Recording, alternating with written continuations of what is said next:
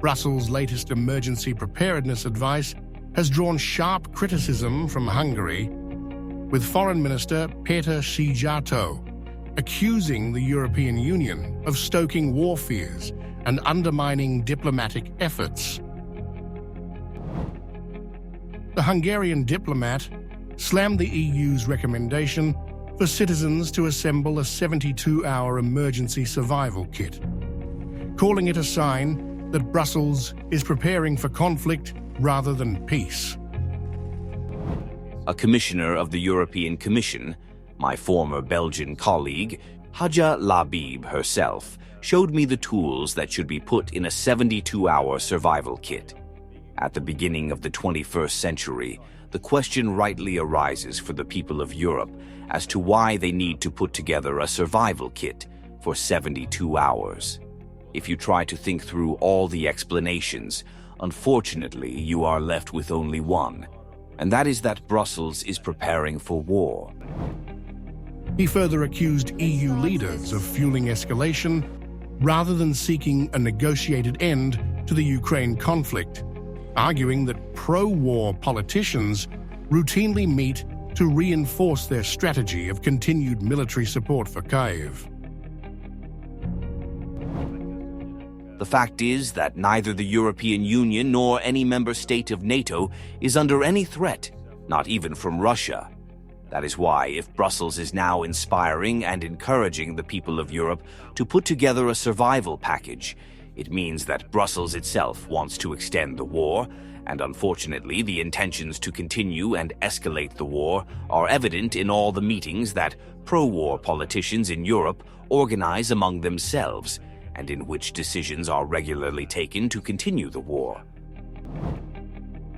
The European Commission on Wednesday unveiled its EU Preparedness Union strategy, urging citizens to stockpile essential supplies for at least 72 hours.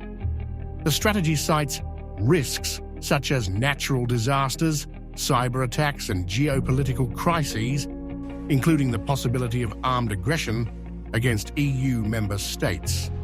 EU Commissioner for Crisis Management, Hajja Labib, highlighted security threats stemming from the Ukraine conflict. Meanwhile, the EU and its member states have provided over $121.87 billion in financial, humanitarian, and military assistance to Ukraine since the war began, according to the Kyiv Institute.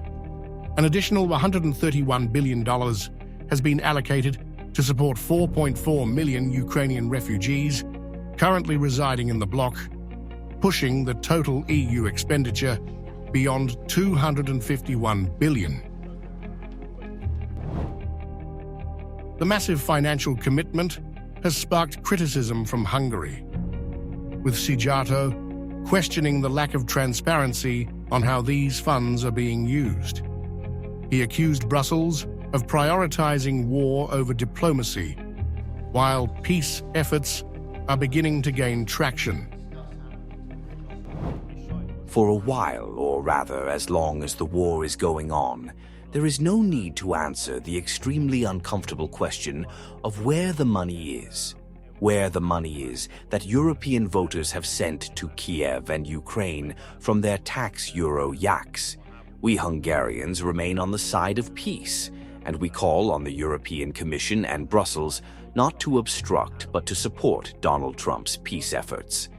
And we are waiting for the answer to the question why a 72-hour survival package is needed now.